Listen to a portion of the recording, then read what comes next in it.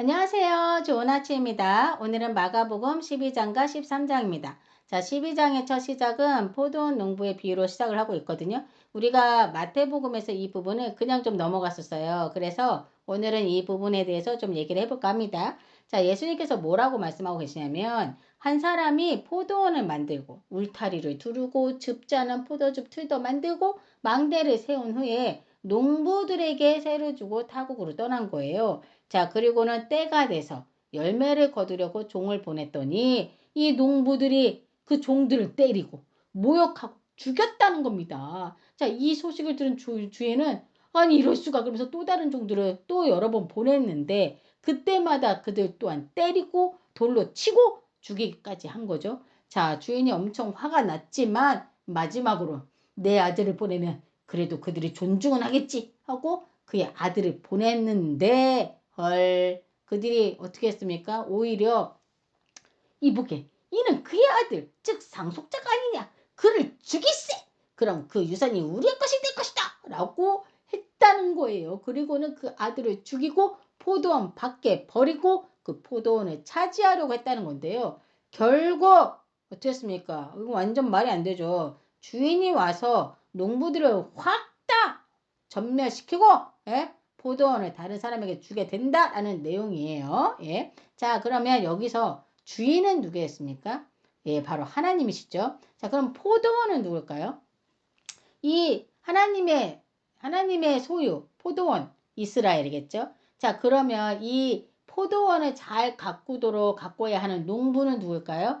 예, 바로 이스라엘의 지도자들, 즉 대제사장, 서기관, 바리새인들이 되겠죠. 자, 그리고 주인이 보낸 종들은 바로 하나님께서 보낸 그 숱한 선지자들을 말하는 거예요. 그리고 그 아들은 바로 우리 예수님이겠죠. 자, 한마디로 하나님께서는 이스라엘 백성들을 잘 다스리고 가르쳐서 하나님의 말씀대로 잘 살게 해서 열매를 맺도록 이스라엘의 지도자를 세웠지만 이들이 자신들의 권력과 재산, 탐욕으로 가득 차서 이스라엘 백성들을 다스리기는커녕 아주 자기들의 세상으로 만들어 놓은 거죠. 자, 그러니 하나님께서 보낸 선지자들이 와서 그래도 이스라엘 백성을 제대로 하나님의 길을 갈 수 있도록 선포해서 열매를 맺으려 하면 그 사람들을 다 죽이고 모욕하고 예언하지 말아라 하고 했던 거 기억나시죠, 여러분? 그 구약에서.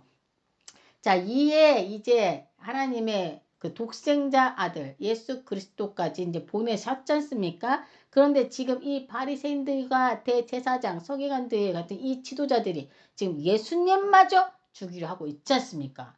예, 지금 그걸 얘기하고 있는 거죠. 자, 그러면서 10절에 건축자들이 버린 돌이 모퉁이의 머릿돌이 되었나니 라는 말이 있어요. 사실 저는 이게 잘 이해가 가지 않았는데 이제 공부하면서 보니까 건축자들이 누구를 말하냐? 당시 유대의 종교 지도자들을 말하는 거고 버린 돌은 누구였어요? 우리 예수 그리스도겠죠. 그러니까 이 종교 지도자들, 유대의 종교 지도자들이 종교 지도자들 너희가 버린 돌, 즉 예수 그리스도가 하나님이 세우신 새로운 구원의 기초가 될 것이다 라는 말씀이셨던 거예요. 자, 그래서 보시면 12절에 그들이 예수의 이 비유가 자기들을 가리켜 말씀하신 줄 알고 예수를 잡고자 하되 무리를 두려워하여 예수를 두고 가니라 라고 적혀 있지 않습니까?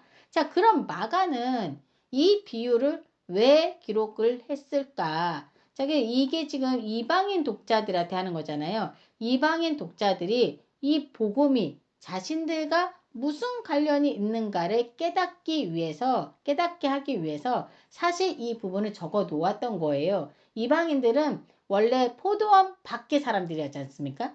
포도원은 누구예요? 이스라엘. 그러면 이방인들은 포도원 밖의 사람들이었지만 이스라엘이 거부함으로 인해서 이 복음이 이제 모든 민족에게 열렸다라는 것을 또 한 번 보여주고 싶었던 거죠.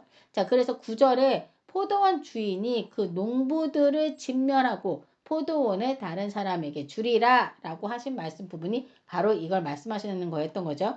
자, 그러니 이 비유는 유대인들에게는 심판의 메시지였지만 이 이방인들에게는 이거는 굿뉴스, 바로 복음이었던 겁니다. 자, 이어서 로마 황제인 가이사에게 세금을 내는 것이 맞냐 안 맞냐 이 질문으로 예수님을 옴짝달싹 못하게 하려던 그들의 계략이 나오고 있는데요. 자, 바리새인들과 헤롯 당원들이 예수님께 가이사에게 로마의 황제 가이사에게 세금을 바치는 것이 옳은지 질문하자 예수님께서는 한 데나리온을 가져오라고 하시지 않습니까? 자, 그러시면서 그걸 보면서 이 그림과 동전에 새겨진 그림을 보면서 이 그림과 글자가 누구의 것이냐라고 질문하시죠. 자, 그러자 그들이 가이사의 것입니다 라고 얘기를 하죠. 예수님께서는 그러자 가이사의 것은 가이사에게, 하나님의 것은 하나님께 바치라 라고 얘기를 하시거든요. 다 이 말씀이 정말 얼마나 놀라운 말씀인지 모르겠어요. 여러분, 가이사의 것은 가이사에게란 말은 단순히 세금을 내라는 말이 아니라 예수님은 이 세상의 제도와 권위 자체도 하나님이 허락하신 질서 속에 있다는 것을 인정하신 말씀이신 건데요. 세상의 권력도, 돈도, 제도도 일시적이지만 그것 또한 하나님께서 허락하신 영역이니 순종해라 이거예요. 자, 그럼 하나님의 것은 하나님께 라는 말을 볼까요? 자, 여러분, 하나님의 형상은 어디에 있습니까? 하나님의 형상. 하나님의 형상 어디서 많이 들어봤죠? 창세기에서 들어봤죠? 창세기 1장 27절에 하나님이 자기 형상대로 사람을 창조하시되, 결국 이 말은 예? 하나님의 형상이 우리 인간 안에 있죠. 인간의 영혼 세계에 새겨져 있는 거예요. 자, 그러면 자, 이 말은 돈에는 가이사의 형상이 새겨져 있으니 그에게 돌려라. 그러나 너희의 존재에는 하나님의 형상이 새겨져 있으니 너희 자신을 하나님께 드려라 라는 말씀이셨던 겁니다. 정말 대박 아닙니까? 우리 모두는 하나님의 형상이 새겨진 사람들이니 우리는 누구의 것입니까? 예, 바로 하나님의 것입니다. 내가 내 것이 아니에요, 여러분. 내 아들이, 내 딸이 다 내 것이 아니에요. 누구 거예요? 하나님 거예요. 예? 네, 그러니 집착할 필요도 욕심을 낼 필요도 없어요. 내 자녀가 하나님 것이기 때문에 내가 최선을 다해서 하나님의 자기 아버지를 알아볼 수 있도록 키워야 되는 거죠. 예? 초점이 달라집니다. 초점이. 자, 이어서 부활 논쟁에 대해 마가는 말하고 있는데요. 어쨌든 이런 부활에 대해서는 유대인들에게는 많은 관심이 가는 이야기일 수 있지만 이방인들에게는 익숙하지 않은 내용이거든요. 자, 그러니까 이방인 독자들이 속해 있는 헬라, 로마 문화에서는 영혼은 불멸하지만 육체의 부활은 없다라는 그 플라톤식 이원론이 일반적이었기 때문인 건데요. 이거 우리가 배웠잖아요. 고등학교 때 배웠던 것 같은데요. 예. 이 당시 사두개인들은 모세 오경 위주로만 믿는 사람들로서 부활을 믿지 않는 파였고 바리새인들은 부활이 있다라고 주장하는 파였거든요. 그래서 오늘 이 장면에서는 사두개인들이 예수님께 와서 이제 물어보는 거죠. 예수님께 와가지고 모세를 거론하는 거예요. 모세는 형이 자식이 없이 죽으면 동생이 형수에게 들어가서 자식을 낳아줘야 한다. 그렇게 해서 대를 이어야 된다라고 했다. 그런데 이 첫째 형이 이제 결혼을 했는데 자식이 없이 죽었다. 그래서 둘째가 형수에게 들어가서 부부의 연을 맺었는데 이 둘째도 자식을 낳지 않고 죽었고 그래서 셋째가 들어갔는데 셋째가 하고 부부의 연을 맺었더니 이 셋째도 자식이 없이 죽어가지고 또다시 넷째가 다섯째가 여섯째가 일곱째가 다 이 여인하고 부부의 연을 맺었는데 부활을 하면 이 여자는 누구의 아내가 된단 말이냐? 한마디로 말이 안 되는 거 아니냐? 그러니 부활이 보순일 수밖에 없다. 요걸 말하고자 했던 거지 않습니까? 자, 그러자 예수님께서는 이들이 모세의 얘기를 했으니까 모세의 얘기로 답변을 하세요. 너희가 모세의 말을 하면서 모세의 책 중 가시나무 떨기에 관한 그래서 하나님께서 모세에게 나는 아브라함의 하나님이요 이삭의 하나님이요 야곱의 하나님이로다 하신 말씀을 읽어보지 못했느냐? 하나님은 죽은 자의 하나님이 아니라 산 자의 하나님이시라 너희가 크게 오해하였도다 라고 말씀하신 거예요. 즉 아브라함과 이삭 야곱은 모세가 살았을 때 이미 수백 년 전에 죽은 조상들이지 않습니까? 근데 하나님은 모세에게 나는 아브라함의 하나님, 이삭과 야곱의 하나님이다 라고 말씀하셨어요. 우리가 이거 모세에 나오는 장면에서도 나왔던 얘기거든요.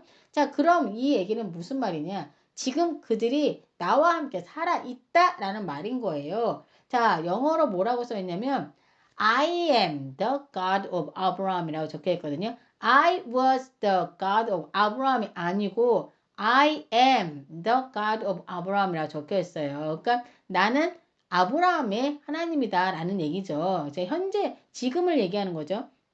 즉 그들이 부활해서 하나님 앞에 지금 현재 살아있다라는 말인 건데요. 마가는 예수님의 이 말씀을 통해 부활은 단순히 죽은 자가 되살아나는 게 아니라 하나님과의 관계가 끊어지지 않는 영원한 생명의 상태라는 것을 가르쳐 주고자 했던 겁니다. 그러니까 이건 다시 말해 우리에게도 동일해요. 우리가 세상을 떠나더라도 그분의 품 안에서는 계속 살아있는 관계로 존재하게 된다는 거죠. 그래서 로마서 14장 8절에 바울이 이렇게 말하거든요. 우리가 살아도 주를 위하여 살고 죽어도 주를 위하여 죽나니 그러므로 사나 죽으나 우리가 주의 것이로다 라고 써 있어요. 그러니까 여러분 이 말은 자 보세요. 우리가 세상을 떠나더라도 그분의 품 안에서 계속 살아있는 관계로 존재한다고 했죠. 그러면 이 세상에서 우리가 살아있을 때 하나님과의 관계가 전혀 없다면 죽어서는 관계가 형성될 수 있어요, 없어요? 없어요. 그러니까 지금 이 세상에서 우리가 살아있는 이 세상에서 살아있는 동안에 하나님과의 관계로 아주 돈독하게 해놔야 되지, 해놓지 않으면 안 된다는 거예요. 그러니까 살아있을 때 기회가 있는 거예요, 여러분. 생명이 있을 때 정말 하나님과 완전 가까워져야 되는 거예요. 그 관계가 우리가 육체가 죽었을 때 이제 영적으로도 이제 이어져서 영원한 하나님과의 그 관계 속에서 살아가게 된다는 거죠. 그러니까 지금 살아있을 때가 엄청 중요한 거예요, 여러분. 예, 기억하십시오. 자, 이어서 가장 큰 계명에 대해 묻는 한 사람의 서기관이 나오거든요. 우리가 지금까지는 막 바리새인들, 대제사장, 서기관들 하면 막 위선자 막 이렇게 했잖아요. 그런데 사실상 모두가 다 그러지는 않았어요, 여러분. 보시면 성경 안에서 그런 장면들이 좀 나오거든요. 오늘 보시는 장면에서도 이 서기관도 예수님의 말씀에 동의를 하고 또 그리고 예수님께서도 그에게 네가 하나님의 나라에 멀지 않도다라고 말씀을 해주시거든요. 그러니까 예수님께서 돌아가셨을 때 그리고 장례를 치러준 사람 누구예요? 아리마대 사람 요셉. 이 사람도 사내들인 공예의 일원이었거든요. 그러니까 그 바리새인, 대제사장, 뭐 서기관 이런 사람들 중에서도 다 예수님을 다 죽이려 했던 건 아니라는 거죠. 그 중에 몇 명은 예수님의 말씀에 굉장히 공감을 했고 그 권위에 놀라고 이분이야말로 진정한 하나님의 아들, 그 메시아가 맞을 수 있겠다는 생각을 했던 사람들이 있었더라는 거를 지금 오늘은 이 장면에서 볼 수 있는 거죠. 자, 이제 13장으로 넘어가 보겠습니다. 마가복음의 13장은 마태복음 24장과도 같다고 볼 수 있어요. 1절에 보시면 예수께서 성전에서 나가실 때 제자 중 하나가 이르되 선생님이여 보소서 이 돌들이 어떠하며 이 건물들이 어떠하나이까 라고 말하고 있거든요. 그러니까 이스라엘 사람으로서 제자들도 이 예루살렘 성전에 대한 굉장한 자부심을 느끼고 있었던 것 같더라고요. 근데 사실상 우리나라 말로 번역된 성경으로는 그 종교적 그리고 민족적 자부심이 잘 전달이 안 되는 것 같아요.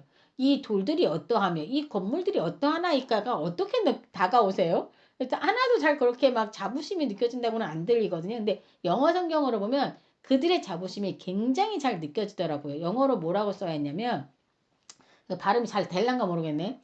Look, teacher, what massive stones, what magnificent buildings 라고 해서 얘기하거든요. 다시 한번 할게요. 또 서툴렀어.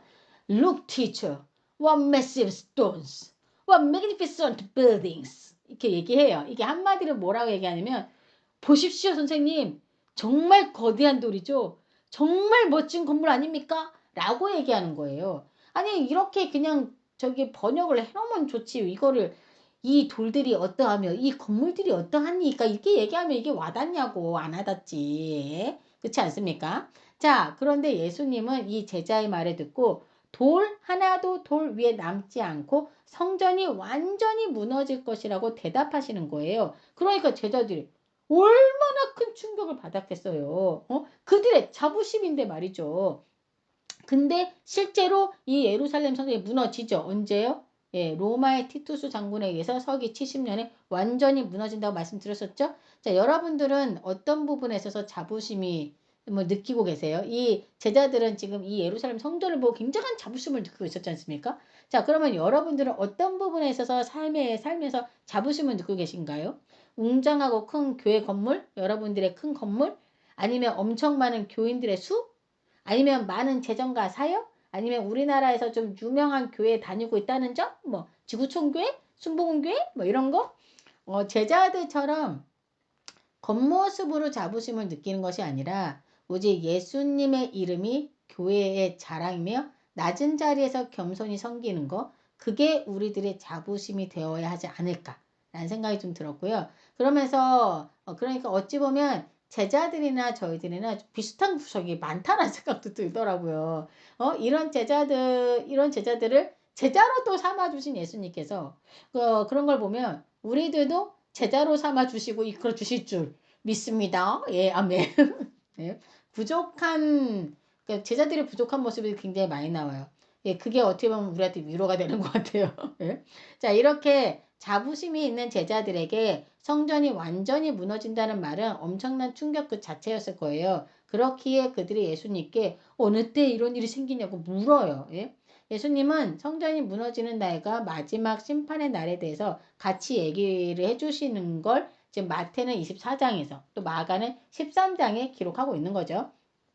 자, 마지막 때에는 많은 사람이 자신이 재림한 예수다라고 주장할 것이고 내가 예수다, 내가 그리스도다 막 얘기할 거고 멸망에 가지한 것이 서지 못할 것에 서게 되고 거짓 그리스도인들과 거짓 선지자들이 일어나서 믿는 자들을 미혹하게 될 거라고 말씀하시고 계시죠. 그리고 또 곳곳에서 전쟁과 기근, 지진이 일어날 것이며 하나님을 믿는 자들을 향한 박해가 있을 거라고 말씀하고 계시죠. 여기에는 이제 이미 이루어진 것도 있죠. 예, 멸망에 가증한 것. 이게 뭡니까?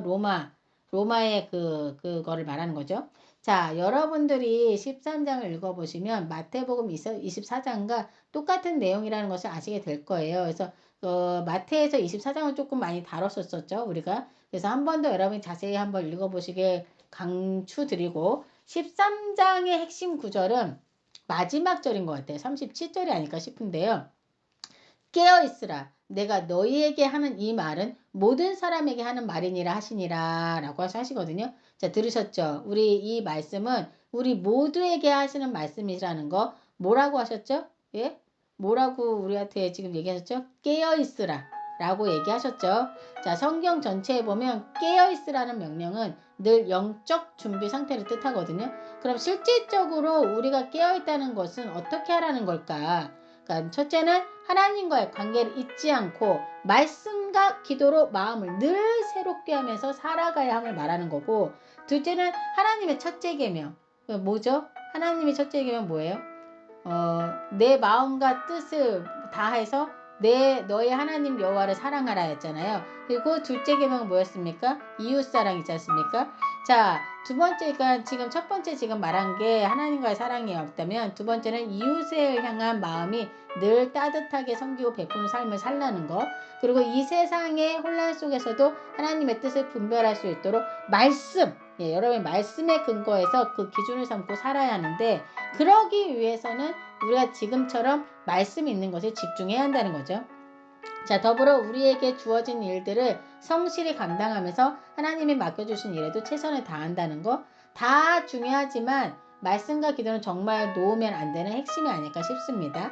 자, 13장의 내용은 사실상 우리가 마태복음 24장 깊이 있게 한번 다뤘기에 오늘은 13장을 여러분들이 한번 혼자 잘 읽어보시면 좋을 것 같고요. 단 마지막 절인 깨어있으라 라고 하신 그 말씀은 우리가 기억하면서 매일의 삶 속에서 하나님만이 내 삶의 주인이심을 꼭 기억하는 태도로 사는 저와 여러분이 되길 기도합니다. 이 시간 함께 기도하겠습니다. 하나님 감사합니다. 저희가 이렇게 말씀을 통해 깨어있을 수 있도록 힘을 주시면 감사드립니다. 내가 내 거라고 주장하던 것들이 전혀 내 거가 아니었다는 것을 인지하고 이 세상에서 다 내려놓고 주님 말씀대로 살아가는 저희가 되길 원합니다. 도와주시옵소서. 연약한 저희가 오직 주님만을 바라보며 이 세상에서 정신 바짝 차리고 깨어서 살아갈 수 있도록 도와주시옵소서. 주님께서 항상 함께 하심에 감사를 드리며 이 모든 말씀 우리 주 예수 그리스도 이름으로 기도드립니다. 아멘.